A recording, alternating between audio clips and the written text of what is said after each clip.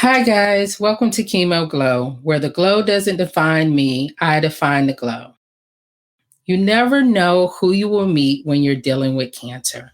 My guest on this podcast tonight, I met in Texas at a Sisters Network breast cancer walk. I am so glad she is gracing me with her presence, and she brought along her husband to share her glow. Take a listen, enjoy. Peace.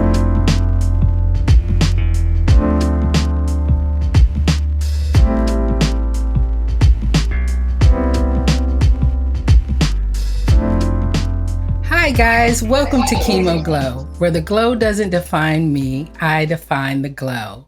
My guest tonight is Jill and Anthony. I am so excited that you guys are joining me on my first podcast with husband and wife on a podcast. I've done a live, but I've never done a podcast. So this is going to be interesting. So just bear with me.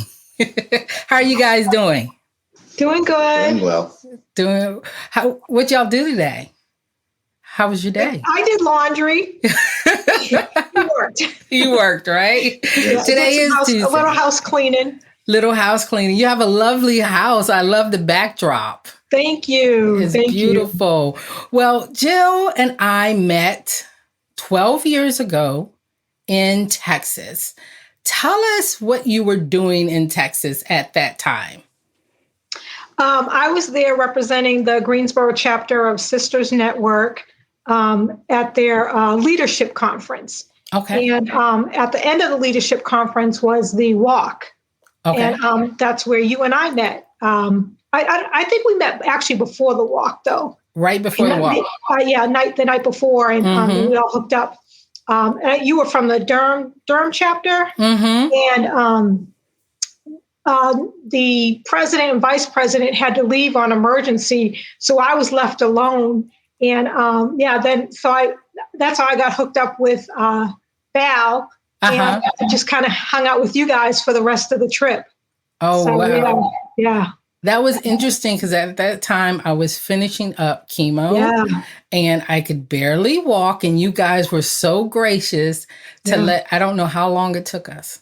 But it took us a long time. I was grateful for the stops. Yes, it took us a long time, and we celebrated every single moment of it. So I do appreciate that. Yeah.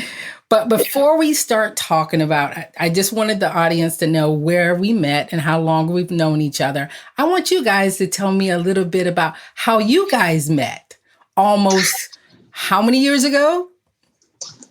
30. 30. Oh my goodness. So you guys have been married almost close to 30 years. It'll be 30 years in April. And we met while we were both serving in the Gulf War and Desert Storm. We met in Saudi Arabia. We married only 30 days after knowing each other. We married in Manama, Bahrain. And we've been married ever since. Oh my goodness. That is a whirlwind. Yeah. So meeting while you're on active duty, where did you come from there? So you were active duty. Where'd y'all move back to?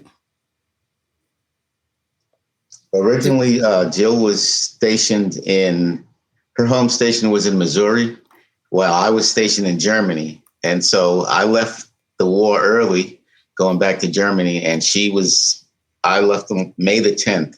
And she returned to Missouri later that summer. And then we had to do paperwork and let the Army know we had gotten married and all that. And I think it was in the fall of 1991 that she showed up in Germany. Oh, so you spent your first time in Germany together. I was in Germany as an Army. You couldn't call us Army brats because it was 8 of us. So you can't be a brat with 8 children. And I'm a twin. That's a survival ship, honey. It is. It prepared me for the twins that I have now. So it's a little crazy over here in this household. But we were stationed in Germany for a brief moment, and then we moved back to the States, where we moved to the Carolinas. What brought you to the Carolinas? Retirement.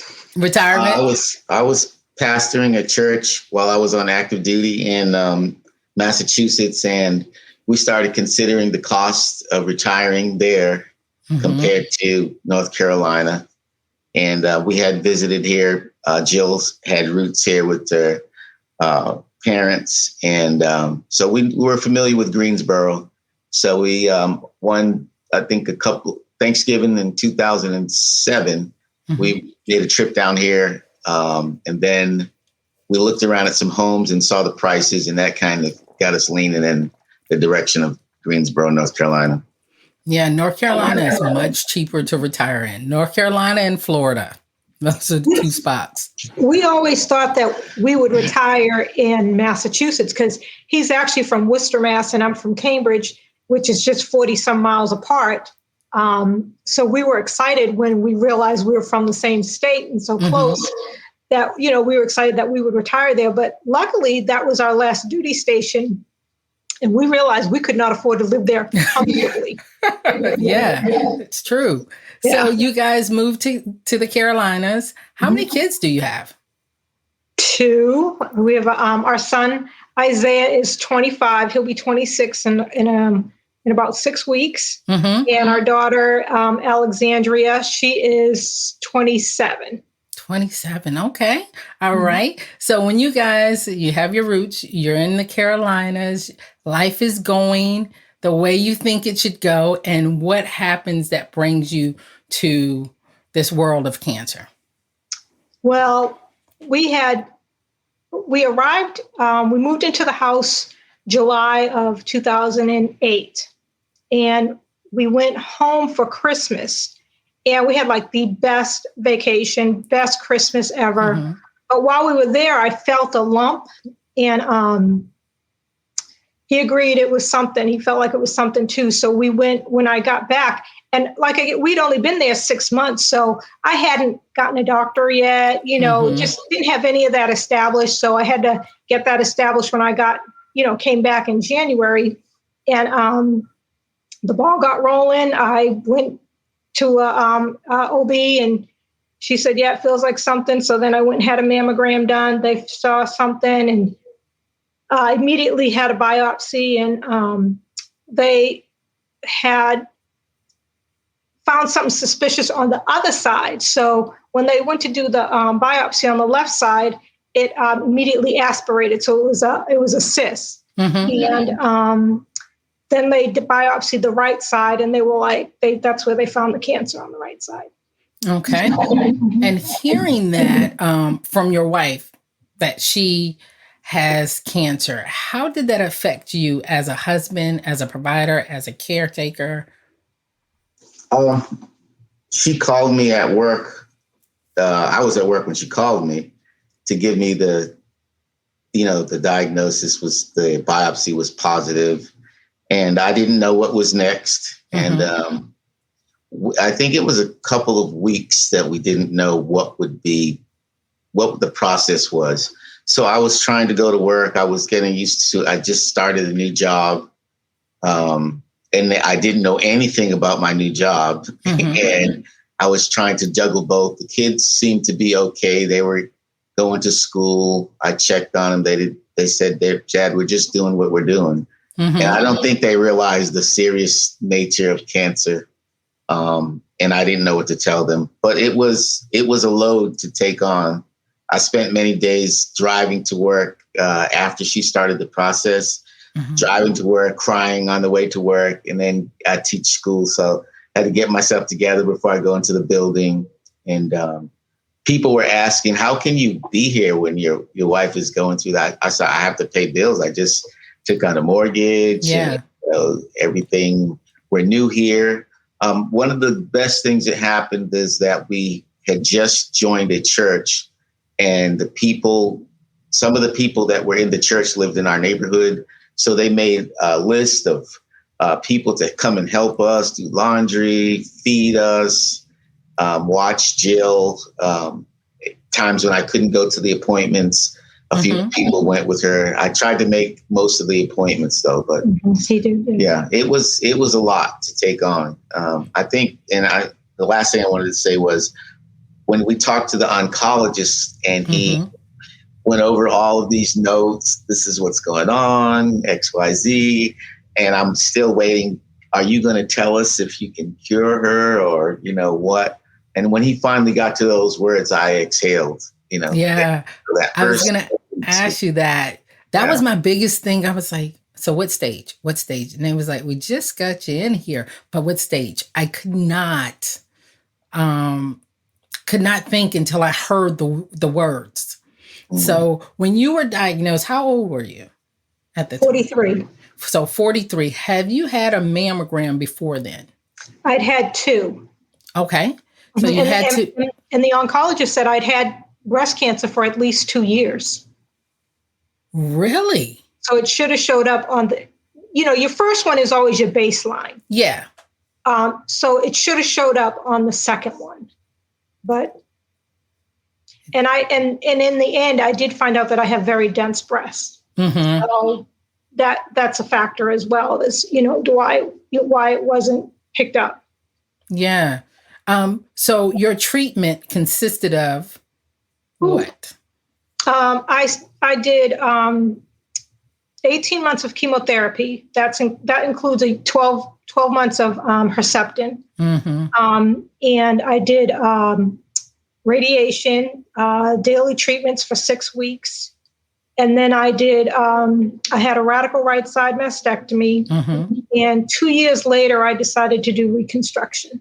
Okay, so you waited 2 years as well, because I waited a little over 2 years. And during that time of the wait time, Anthony, how was that for you, knowing that was a decision that you guys would talk about?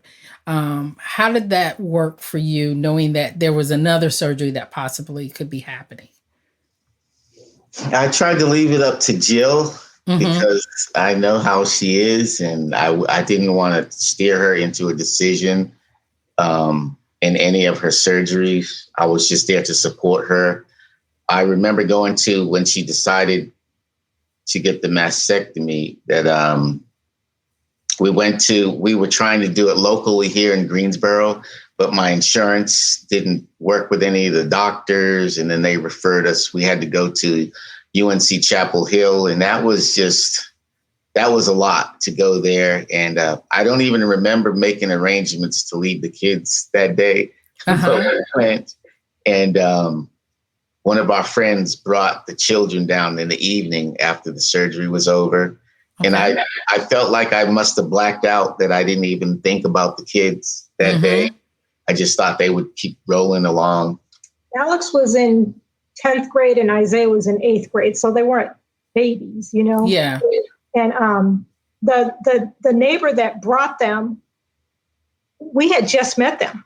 We didn't really even know them. Mm-hmm. And so that was very moving and touching for us. It was just a sign that we moved to the right community. We were just talking about that when I was scheduling this with you. You were like, okay, the kids are gone. We have this house, but the community.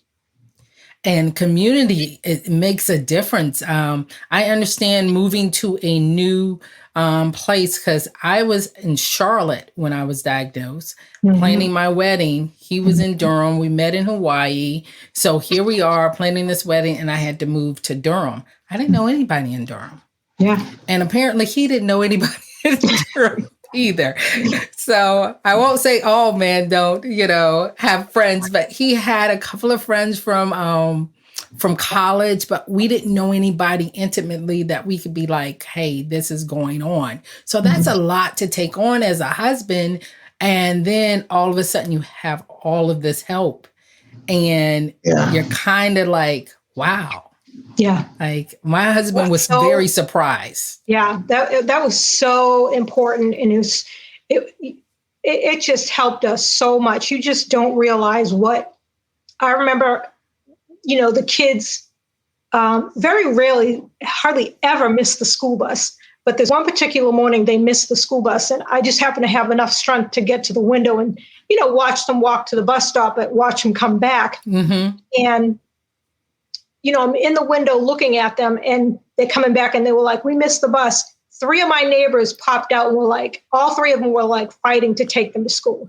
Oh, wow. Yeah. That is amazing. Your community, your church, you mentioned your church family. Yes. Tell me a little bit about that.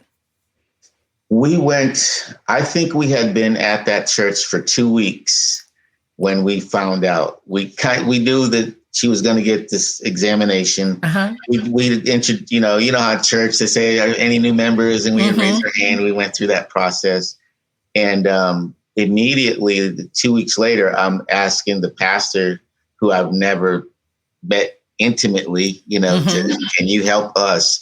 And they were very coordinated. They had by alphabetical, somebody was assigned to us, and they came over, and the pastor and another minister came over and prayed with us. And then the adoption team that was assigned to us got with us. And then it was just rolling after that. And you don't realize it when when it's introduced to you, how well that machine is oiled.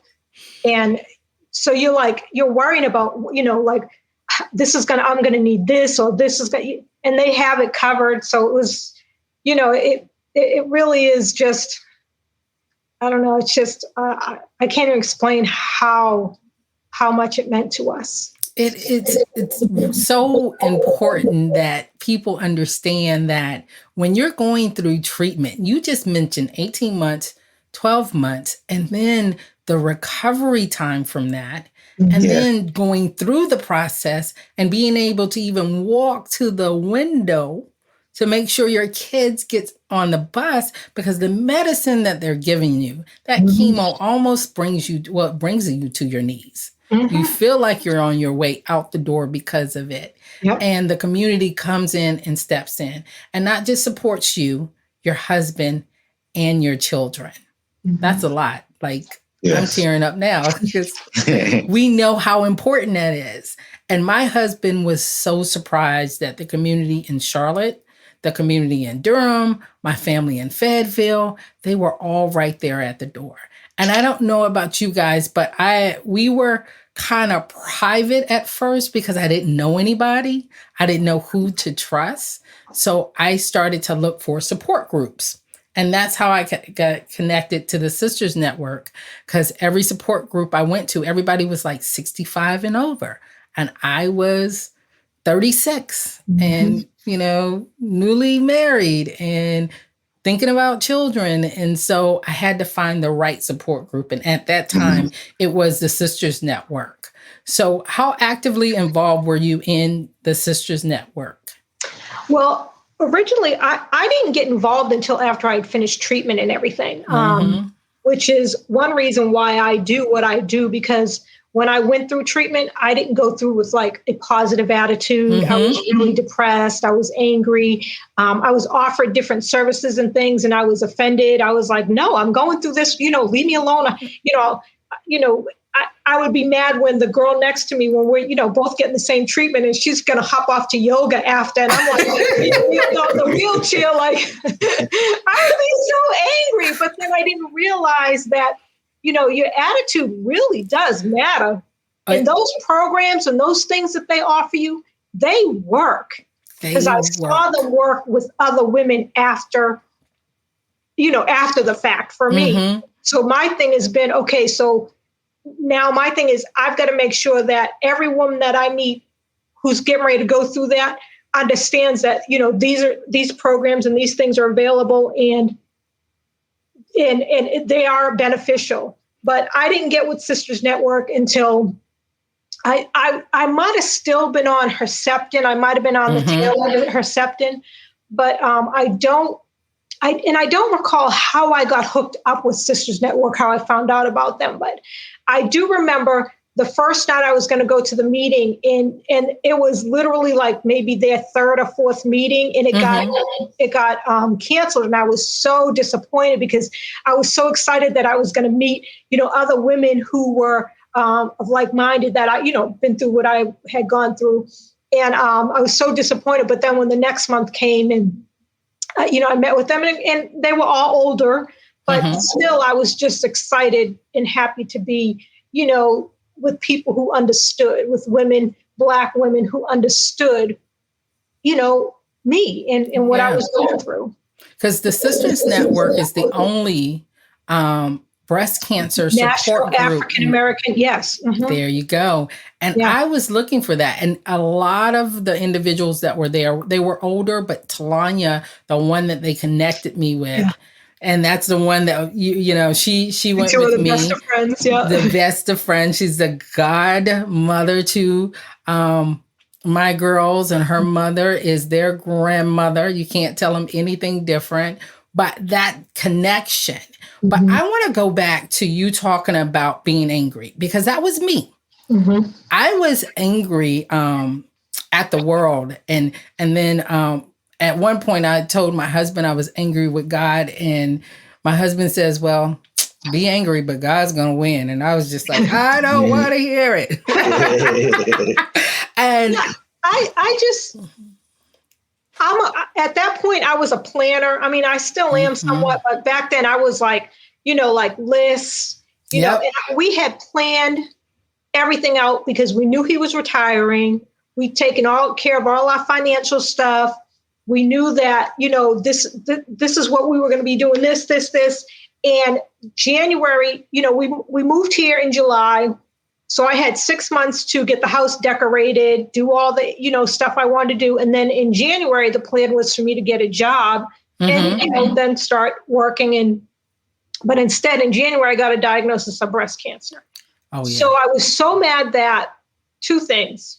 The water bill wasn't what I expected it to be. In all of my research and planning, it tripled when we got here. And then I was like diagnosed with breast cancer. And I was like, oh, why?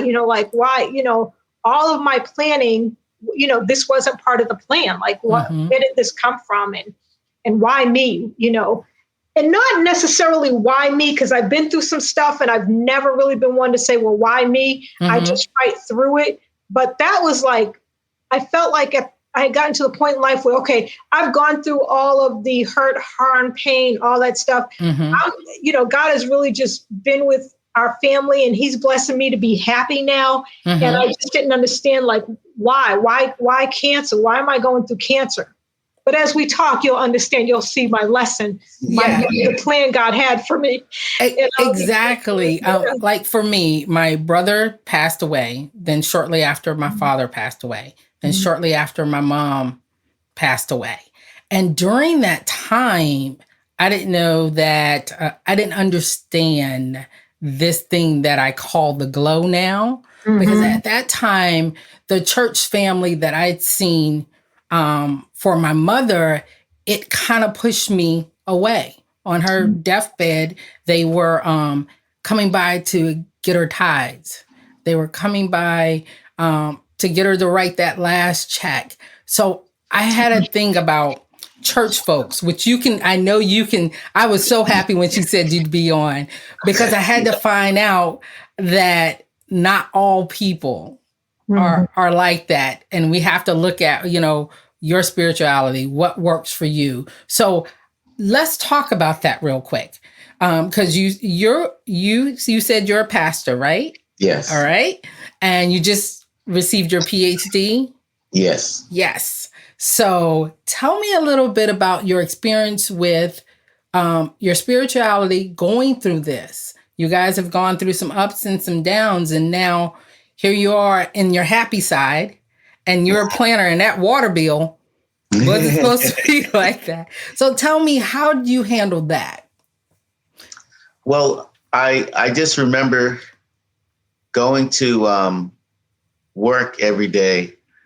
I was crying all the time going to work, and then one day I was looking at the traffic, and I was recognizing there are accidents every day. Yeah. And I said, I could be crying about what Jill's going through and what I'm going through because of that, and get in an accident, and that would be the end of me, know? So it's just that one day I woke up and I said, I have to stop crying. I mean, there are other things that could happen to me. I had my own medical issues that I was dealing with. So I wised up on that. Cancer actually made me more spiritual. I started going to church service every Sunday morning at 7. just for prayer. There might only be 3 people there, but I was going to be there.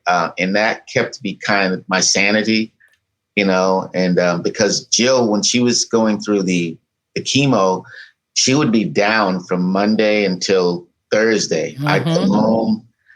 I knew when I turned that last corner before I could see the house that I had to, get myself together because she's going to be sitting on the porch. Her eyebrows are gone. She got her scarf on, her hair is gone, and she's going to need my strength. So I had to wise up. And my theology changed because when we left the church in Boston, I was on a high note. I was like, I paid above my tithes the whole time I was here, and I'm blessed and highly favored. And I made a donation to the church before I left, and y'all are going to get new air conditioners and all this. So I rode off into the sunset, and within 6 months, my whole world was upside down. And when we would walk into get her chemo treatments, I remember the second week, I had her by the arm and I almost fainted because I just to go in that room and sit there. Her first dose, when they said, I'm about to unleash an army inside of you. And when she had the diagnosis, she was still Jill. Yeah. Until that dose of chemo. And I didn't know what was going to happen. And when they put the IV in and they put the medicine in, she turned white as a ghost. And I didn't have that Jill anymore. That Jill was gone. And later on, for my faith, that was really trying, but I think I grew a lot. My theology definitely changed. I don't mess around and I don't cut any corners. I'm just like, what it is, you can get sick, you can die. You have faith, and you must cherish each day and, live the best life you can, basically.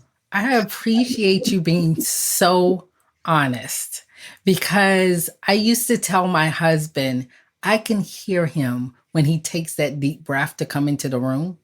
Because that Monday through Thursday, I'm out. But he would take a deep breath and then he'll come in the room and he doesn't look like I know he's feeling in the inside. Yes. And so I don't know about you, Jill, but it took everything for me to put a scarf on my head, be ready for when they came into the door. I'd be like, okay, I used to set my watch about 30 minutes before I knew that he would be home, just so I could just be out the bed.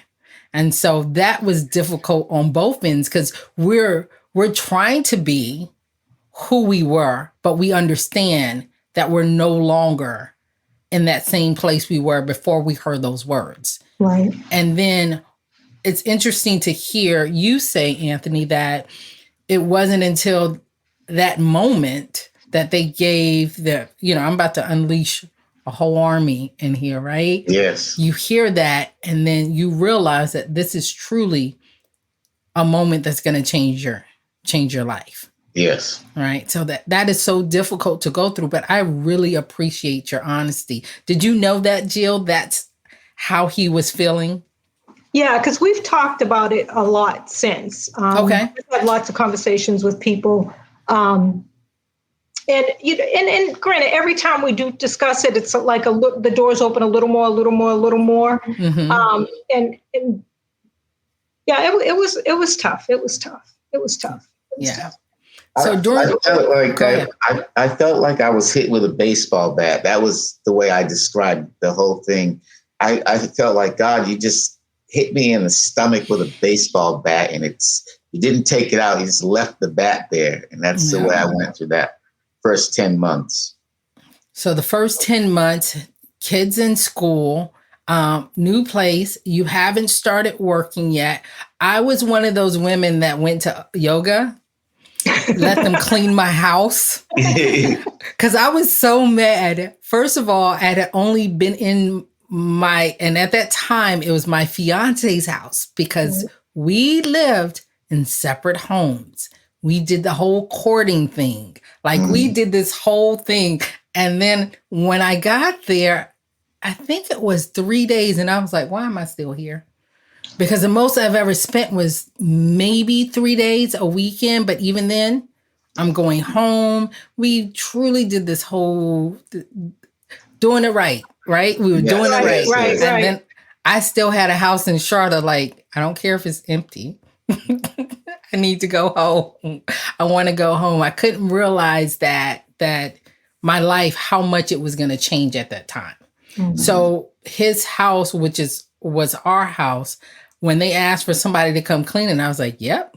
When I could get out because I didn't know anybody, I said, "Yeah." I was sitting there like a bump on the log because chemo and all those good Yeah. things. I say good things because at the end of the day, I'm looking at you and you're looking at me, and that's a beautiful thing. But you talked about now that you know about the stuff that's out there and having that positive attitude, what has happened since you guys going through cancer, going through chemo, recovering from that? What's next? What's happened in your life since then? Anything test you? A lot. We've in 2012, I met my birth mother for the first time. I found out who she was and met her for the first time, and that was pretty dramatic. That was a time of discovery and kind of closure on a door that had been just nagging me for all my life. What else? I mean, we've had a lot of joy too. We've had a lot of joy, a lot of great things. We travel. We love to travel. We love to go to Martha's Vineyard every summer. And the kids have done wonderful things. Our daughter, as you know, graduated from the Naval Academy and is now studying at Harvard. Our son went in the military as well, Army. He's driving trucks now. And it's funny because in the Army, I was a truck driver, and I went into the Army at 24 years old. And when he started driving trucks at 24 years old himself. And I have a picture of him in the truck. And I said, Isaiah, I want you to take the same picture of me in the desert in my truck. And the door was open. And I said, I want you to take the same picture. So I can have them side by side. Oh my goodness. Yeah. Your kids, you talk about them often. I feel like I know your daughter. I'm so excited that she's going to Harvard. And I know you guys are both proud of both of your children. During this time, how did they handle cancer? Because at first, you say, hey, we're fine. But then they start to see mommy look a little different. Daddy might be a little bit more stressed, even though you're trying to hide it well. Yeah, two things. One is that I quickly learned that everything that I had taught them kicked in. And it was crazy because a week before, I would tell my son to clean his bathroom. And of course, he wasn't doing it to the standard. But a week later, after I've gone through, now they're doing it the way I've been asking them to do it all their lives. And then the other thing was that looking back, and this is so heartbreaking for me, looking back at all the pictures, and I don't have too many pictures of us back then. I just have a few because I lost a laptop that had all the pictures from during that time. Every single picture, you can see the sadness on our face. We may be smiling, but it's not our real smiles. And it's so heartbreaking when I see them. Yeah. Because I can see the pain on the kids, Anthony, myself, the people that we're with. We have some friends, they live in Florida now, but they used to live in New York. They came down and spent some time with us. We had lots of friends that came from out of town, family that came from out of town to spend time with us to help Anthony out, give him a break. And even then, in the joy of the time that we spent with them, and was right smack dab in the middle of my treatment, even then, you can see it on all of our faces. Just, we're smiling, but you can see the pain. You can just see it. Yes, that's the whole point of the glow. When my mom was sick, she would have to try and be her best at that time when people would come visit, but you would see how they were looking at her and how she was trying to be present, but the chemo had taken its toll. And during that time that I was sick, I didn't take a lot of pictures because I remembered that.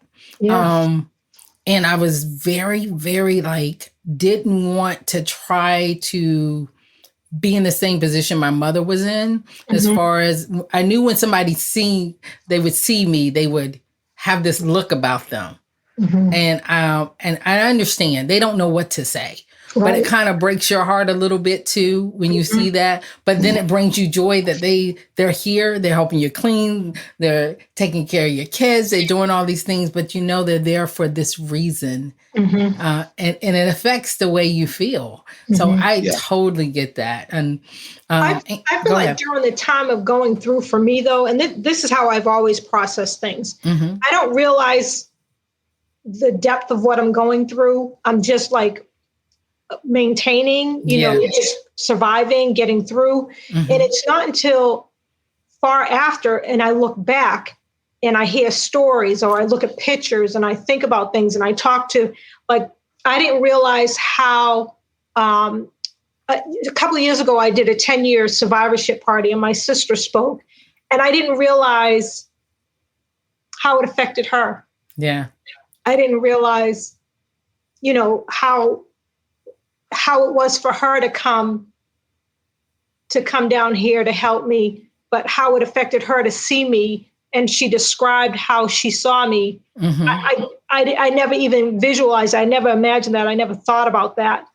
Another young lady from Sisters Network was, she was one of the interns for Sisters Network, had to do a video project. And she actually interviewed Isaiah and myself. And Isaiah was saying that, and this was a few years after, he was saying he wished he took it more seriously and understood. But I mean, he was in the 8th grade, 9th grade, and he's a boy. So he's really like 6th grade mentality. So, I mean, but I appreciate the fact of him looking back and saying, I wish I had taken it more seriously. I wish that I had done more to help her. He acknowledges and he sees that, what it was really, how serious it really was.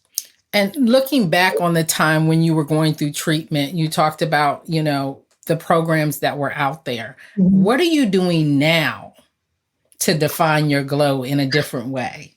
Well, the whole diagnosis full circle because not knowing what I would be doing, because I stayed home to raise the kids. I got out the military when I was pregnant with my daughter.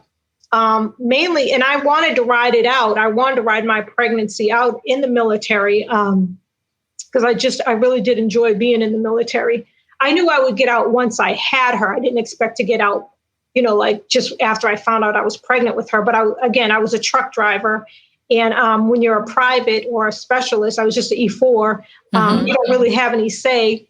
And I was, required to go to what we call the field. That meant I had to drive a deuce and a half, which is a huge dump truck that's like, and I was like, it took me 2 years to get pregnant. I'm not going to get in a car and I mean, a truck that, is going to jiggle me like this for, I don't know how many hours. And then working in the motor pool too, because you spend a lot of time in the motor pool with the fumes and the gas and all that. And then there was a young lady who was on the same pregnancy track as me. We would do days apart. She was a mechanic. I was a truck driver. And she stayed and she worked. And she went full term and her son was born. He was stillborn. Oh, wow. And I never got to see her when she, I remember when she went in to go have the baby because I had just had Alex. And I never saw her after that because we were overseas in Berlin and they rush you right out. They sent her, wherever she wanted to go, she could go because of the loss, her and her husband. So I was just appreciative that I made the decision to leave. But Like I said, I stayed home with the kids. I did some volunteering. I volunteered a lot in their schools. Yeah, I was that helicopter mom. The little jobs that I had would be on their schedule, so it would be in their school. They had me draw the line. Like I couldn't do Girl Scouts with her. I could only drop her off. They did the music. I had them in everything, soccer, everything. Anthony, I now understand how you said, I know how my wife is. So it's all making sense. So go ahead. After, I forgot, chemo brain. Hey, we're right here. You were the helicopter mom. Oh yeah, that's right. Yeah, I was volunteering, and then it turned into they were starting to get older, and they didn't need me as much, and then they needed me less and less. He was sad when that happened. Oh my gosh, I was like, well, what? They were my life. Yeah, for years. It was like that's all, and so God said, you know what? I'm about to show you what, you don't understand. You're not going to understand this right now, but I'm putting you on a path that's going to take you to where you're going to be. And that meant I had to go through breast cancer, the whole treatment. I mean, some people just might have just a lumpectomy and then radiation. Some might just have a lumpectomy and not do anything. And some may have a mastectomy. But I had to go through it all in preparation for the work that I would be doing. So when I went through treatment at the cancer center here, I was just so impressed and so pleased with everybody and everything that I wanted to give back. And so I started volunteering at the cancer center. I started it wasn't a light guide, Reach to Recovery program with the American Cancer Society. And that's where I met Melissa Vogelsinger, who was the executive director of the Alight Foundation. And then the program switched over to from the American Cancer Society, and I was volunteering with the American Cancer Society. And then it switched over to then I started volunteering with the Alight Foundation, volunteering at the cancer center at the desk, breast cancer for the breast center. And then they literally created a position for me with the Alight Foundation. And that was in 2013. And I've been with them ever since. And what I do is we help assist newly diagnosed breast cancer patients. So I started out as a mentor and mentoring newly diagnosed breast cancer patients. And I would be matched with somebody who was going to have kind of close to the same treatment plan as myself, diagnosis, and just kind of call them, share my personal story with them, let them ask me questions, because the oncologist is as informative as my oncologist was. Yes. He still can't tell me everything. And a woman who's been through it can tell you a lot more, share a lot more of the day-to-day things, real personal, deep things, and things like questions that, my oncologist just can't answer, Oncologist, husband, sister, those things that they can't relate to because they haven't been in the midst of it. Now, they've been in the midst of the storm with you, but they wasn't in it where it was rotating around you. So did you see a change in her attitude, like after she started volunteering and she's now found her way? And no, I would say her change began as soon as they took her off of the chemo, because once she didn't go through that Monday to Thursday thing, she was up and gone, and she didn't stop moving for a few years. And I was like, oh my God. She was planning our vacation. She was doing, and I think at that time is when I first noticed chemo brain. And I was I'll give you an example. She was always the planner, plan the vacation, when it starts, when it stops, when we need to be off of the ferry, all of that. And then she started missing dates, or she would tell us the plan and how we're going, but she wouldn't tell us when we're coming back. She said, you don't need to know that now. And then I would try to pry it out of her and she wouldn't tell me. And I was sharing that with the kids. It was like, oh, Daddy, you're just crazy. I was like, no, for real. We don't know when we're doing that. And then when it impacted them, I started using the term chemo brain before I heard it from a medical staff. So I said, she wasn't like this until the chemo. And then, after she was up in this volunteer stage, I went to a couple of the seminars that they held at Cone with the doctor staff, and it came up as a topic. And I just wanted to jump out of my seat and say, I know, I can tell you examples. That was my husband. We were at Cancer Transitions, I think, with UNC. And I couldn't explain it. So it was like, I can't explain where this fog is. And so when they started talking about it, I was like, see, it is real. It's real. Like, I'm looking at him. It's real. He was like, I got it. But the realness of the side effects that they mention to you, but when you experience them, you have to figure out, is this what they were talking about? Or is something else wrong with me? So I always have that. Is something going on that's not supposed to be going on? All those things affect the way you live your life. But once your partner knows, okay, that's part of it. It's important. Easier to understand, right? That's very important. I don't think there's anything for the men to, I learned on the fly what was happening. Just like when Jill was discharged after surgery, I didn't know that she had these things connected to her.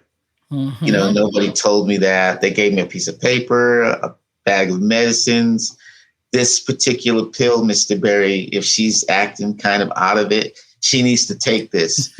And Jill had counted in her own mind, I'm only taking these no pain pills. And we bought a chair and put in the room because she wanted me in the room all the time. She didn't want me to go out of the room. So I got a recliner. I slept in that recliner. It's in there to this day.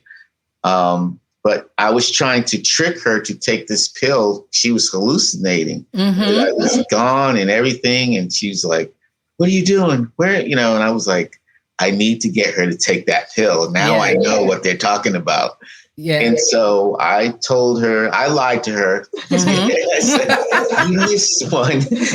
And when she took it and she settled down, I got in the chair. I was like, oh my God, thank God that works. But and you can't tell those stories to anyone, it would be unbelievable, Yeah. My husband would get it because I thought that the fire alarm was a disco ball. So I was dancing like at 2 in the morning, and he was just like, what is wrong with you? Or I would fight skeletons. I don't know. He was like, what is wrong? You cannot. So the side effects are so real. And as a husband, trying to figure it out, because my husband was like, he was giving me my meds at the time. He wanted to make sure that I stayed even keel. Because, your side effects, and you're seeing your wife go through this, right? But you're also trying to make sure, okay, how can I get through this? Right. Because was there any support groups for you?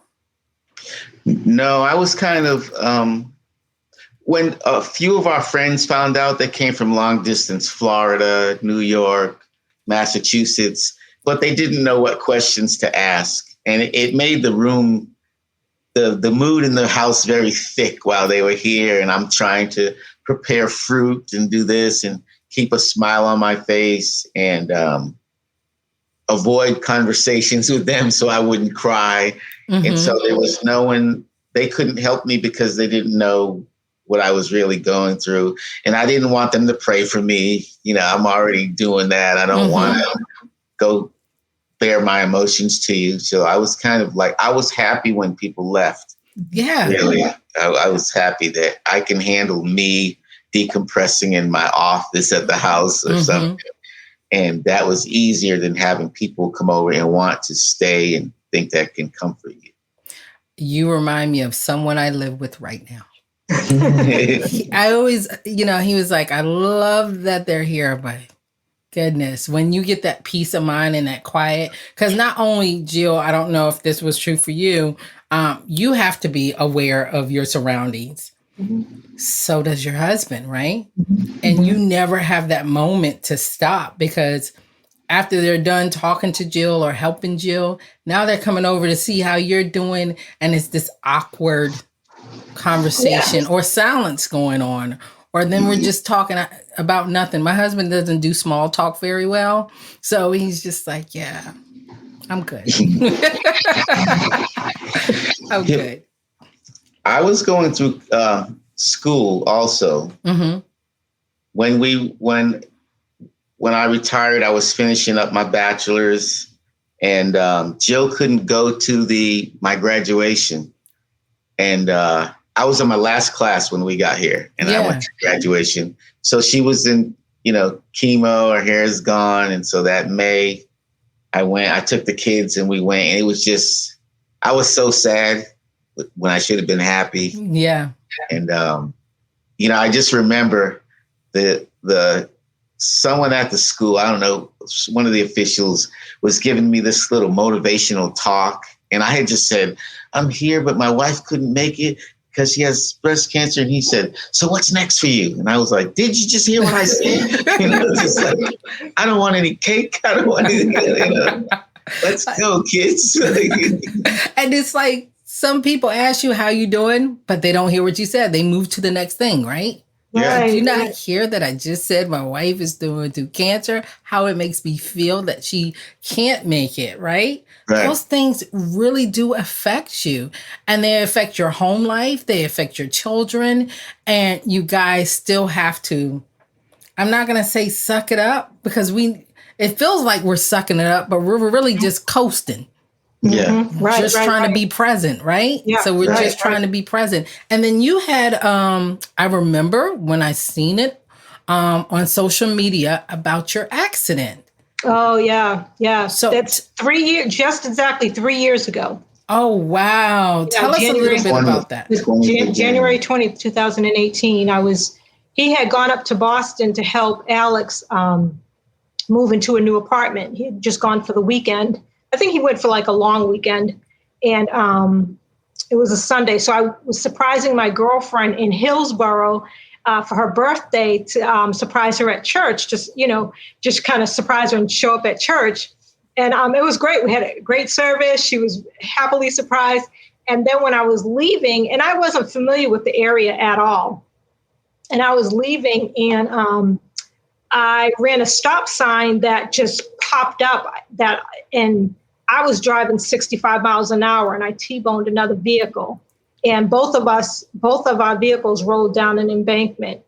And God was with me, honey, because I had the peace of mind, the thought of mind to, even with all of my injuries, because the car landed on the passenger's side, and I was in the driver's side, still locked in my seatbelt. So that military kicked in, and I was like, okay, I checked my surroundings, turn the radio down, check my surroundings. I was trying to figure out, how am I going to get out of the car, not realizing the bones I had broken. And I knew I've never been a physically strong person. Mm-hmm. And I knew I wouldn't be able to lift my car door open, because I would have had to lift it straight up. So I said, let me open the sunroof. And so, because the sunroof was right here. Mm-hmm. So I said, let me check, make sure the electric's still working. So I opened the sunroof. And when I opened the sunroof and I undid my seatbelt and I dropped down to the passenger side, and then I saw my leg was broke. I had a compound fracture, so you could see the bone. And so I had my coat, because this was January, it was ice, snow on the ground. So I just put it over my lap because I couldn't bear seeing it. And then I tried calling my girlfriend at church. She didn't answer her phone. And then, I still had the presence of mind to say, I had two people I could call, my friend Renee or my friend Samara. Samara lived across the street from me. Renee lived a little ways from me.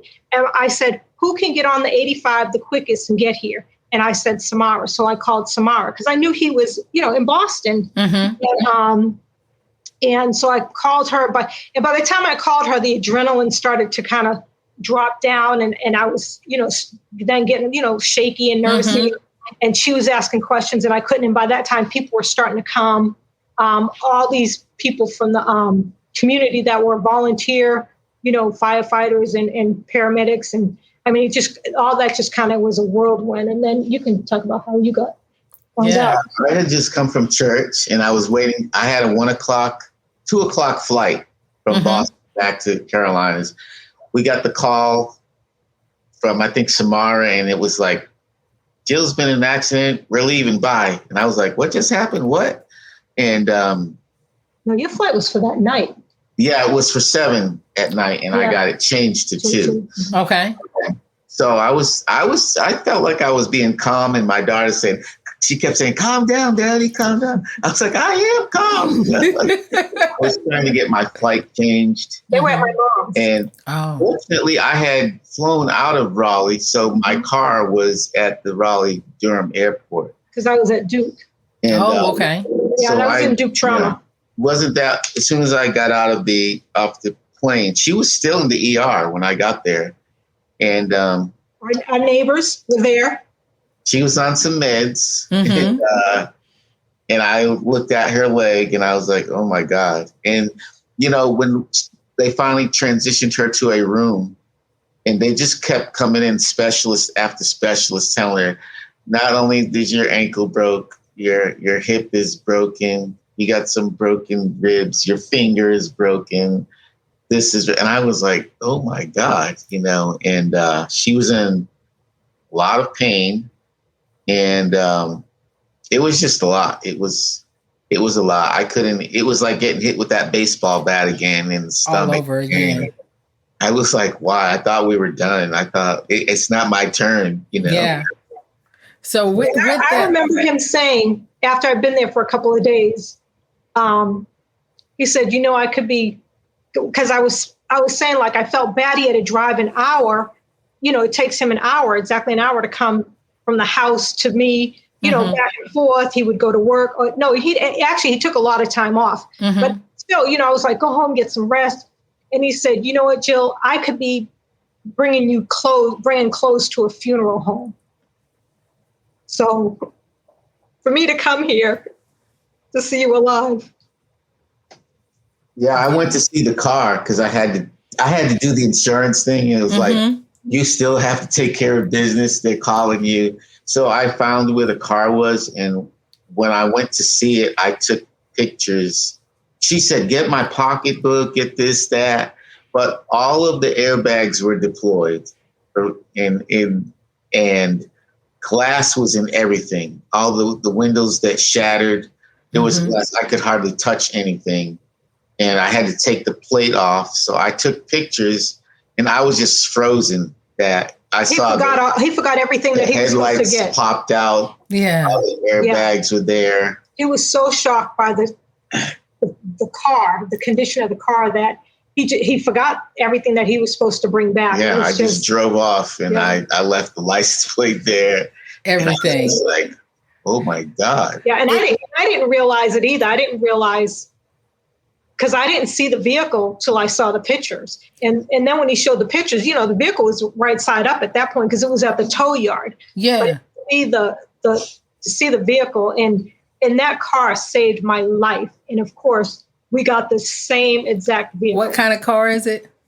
It's a Mercedes 350 GLK. Saved your life. You got the same exact one. Yeah. It's just like when the reality check of it. When you see that car, you're like, oh my goodness. I should be dead. And I keep saying that if I had the car I had before, I would be dead. And when I got the Mercedes, when I got it the first time, it was kind of an anniversary gift. And I wanted the Murano. Yeah, the Nissan Murano. I wanted it was a newer model because I just had one. I was in love with it. He hated it. I was in love with it. And I had picked out this souped up kind, heated steering wheel, everything. And he came up with the Mercedes. And I was like, oh, really? And so it was like, that's why I had the Mercedes, because it was to save my life. I knew that car was unsafe. We had to drive it, the Murano that she had from Christmas vacation from Boston back down to North Carolina, and it started snowing the morning that we left. Mm-hmm. And I didn't feel like I had control of that car for like 3 states, New York, New Jersey. I was like, this thing feels like it's going to flip over. So when we had the chance to get out of it, I was like, no, I don't want you to have this car. It's just, I don't care how many bells and whistles they put. Again, you sound like someone. No bells and whistles. It was a bare bones, but it was a safe vehicle. Yeah, you sound like my husband. He was like, yeah, I don't care anything about that. I'm talking about safety ratings. That's all he. Yep, safety rating. We have a Subaru. That's the same. Safe, yeah. Yeah, it's safe. And I'm like, but a Subaru. But that Subaru has been up and down that road. My daughter swears by Subaru. Yeah. What'd you say? Our daughter, she swears by Subaru. Oh, me too. Yeah. Oh, yeah. Now I'm a believer. But, I wouldn't mind having that Mercedes, but I'll take that Subaru. Now you're like, you know what another safe car is? You're right. Guys, this has been great. I'm not done yet because I want to know just a little bit more. After going through the car accident, having the wind knocked out of you again, that baseball bat, and being in Duke hospital, and then having to go what they call a rehab. Guys, you cannot see her face, but she is shaking her head. Tell us a little bit about your rehab experience. It was horrible. It was a nightmare. I was so excited to get out of the hospital because I've been in Duke trauma for 10 days, and actually 12 days. And when I finally got out, I was like, I went on Facebook Live. I'm like, I'm out. I go to jail. And then the place they took me to, I was like, oh, it was a nightmare. It was horrible. It was the conditions of the building was terrible. I'm a veteran, so the VA paid for it. Yeah. So we didn't realize we had more options. We were just trying to get out of, when you're in the hospital for almost 2 weeks. Yeah. You ready to go. You're ready to go on day 3. Yeah. Still got, a week and a half left to go, not knowing, every day you think, am I going to go home today? Am I going to go home today? They're like, no, you're not going home today. So when we finally was able to get out, we took the first place that they offered, because you have to work with a social worker or something there who arranges for you to go to your next spot. And it was basically a very old nursing home, and the conditions were terrible. It was the worst. It was the worst. I was so embarrassed when people would come in and visit me, and I would just. And one of my closest friends, she brought, like air fresheners. She put in air fresheners and all of them. She tried to clean up a little. It was just everything in it was antiquated. I took pictures of the machine that came in to take pictures of my X-rays of my fingers. I'm like, there's no way that machine is even working. It was horrible. I remember I wanted to come see you at Duke, and you were like, I'm going to be leaving here soon. I'm going to be out of here. And then after that, it was like, you know what? This makes no sense. Yeah. So that good attitude that you now know about, because you had to learn, you have to have a great attitude when you're going through things like this. You got to find the funny and the ridiculous, because that place was. Let me tell you, all the pictures of me from the accident, I am smiling and genuinely happy. Wow. You don't see the sadness like you did with breast cancer. They were genuine, like all my pictures, I'm like, hey, I'm alive. Hey, it was a huge difference. And I feel like I felt like I could, breast cancer could have taken me out, but I knew that accident should have taken me out. And I knew it didn't. So that was a totally different, mindset and everything. So how are you guys doing now, Mr. Dr. Anthony Berry? How's it going? It's a life. We're in a life change, I think. I don't ever feel like I had the midlife crisis. I haven't gone out and got a sports car or anything yet. I haven't bought a motorcycle. These have conversations, though. This coronavirus came in at the time I was finishing. I finished in December my PhD work, and it was about church planting, and I was wondering how I was ever going to pull that off. Mm-hmm. And it kind of set up like what we're doing now. Our neighbors we're so close in our neighborhood. They said, hey, you're a pastor. Why can't we have church social distance in the driveway? Mm-hmm. And now we're looking at almost a year later. This is actually my Zoom studio where I preach from on Sundays. And I didn't think people would show up after the third week. Uh-huh. Coming and getting email, and they're treating it like real church. They did a pastor's appreciation, which I've not been a senior pastor since I've been in North Carolina. Uh-huh. They treated me like a senior pastor. I didn't even know what to do. I was like, oh, for me? And so that has changed in challenges, and I had to learn to let some things go. With college kids make their choices because they're older. Mm-hmm. That was a big 24-month thingy for me. Yeah. And so I feel like I'm coming out of a furnace, and I'm feeling good. Life is good right now. Life is sweet. Yeah, we often look at each other and we're like, can you believe this is where we are? We grew up totally different, but when we met, we had the same goals going forward. And, I often say to them, like, can you believe, like, this is our house? Like, can you believe that, like, this is where we are? This is what we're doing. Like, I love it. 30 years is a long time, and we've been through a lot. We've done a lot, and it just, we're just amazed and so appreciative of everything. We try and be as humble as possible. I don't think there's anybody more humble than my husband. And I try and stay humble myself, but I just feel like sometimes you want to just run around and just scream like, look at what God's done. Like, just like, look at what happens when you have faith and believe. And I'm not a Bible beater, honey. I'm not carrying my Bible around, read scriptures, but I give every single credit to who it all is because of, and that's God. Yes. Period. Yes. That's why she said that you need to be my first guest of the season 2 when we start in February. By the time this airs, you would have already been on. So I can't wait for you to be on February 3rd. I believe that is our first date. And it's going to be interesting because I love your honesty. I love your approach, and the fact that I'm learning now that is your Zoom studio right now. I'm learning something. You have the fresh flowers set up. I don't think so. They're always fresh. I had them for 4 years.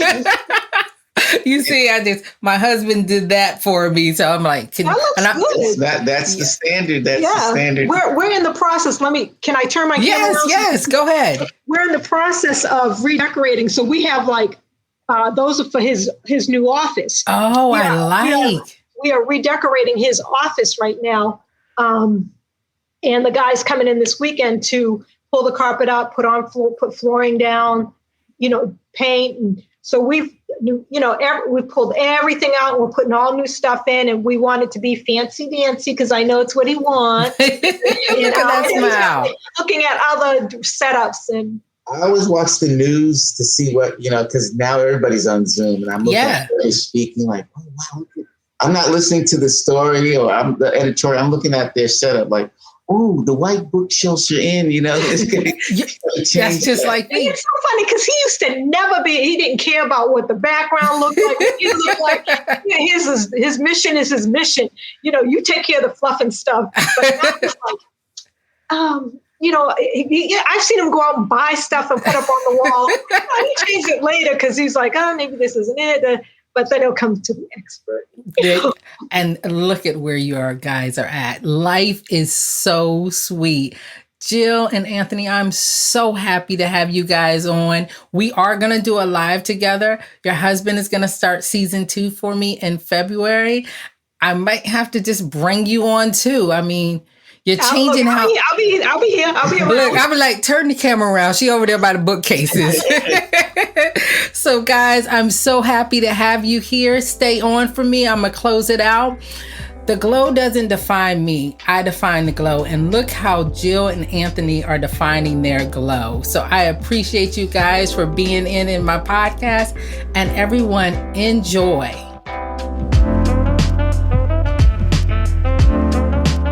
Sound editing is provided by Josh Masters. If you like what you hear, please rate and review the podcast in iTunes. Connect with Chemo Glow on Facebook, Twitter, or Instagram. You can also find more content at chemoglow.com.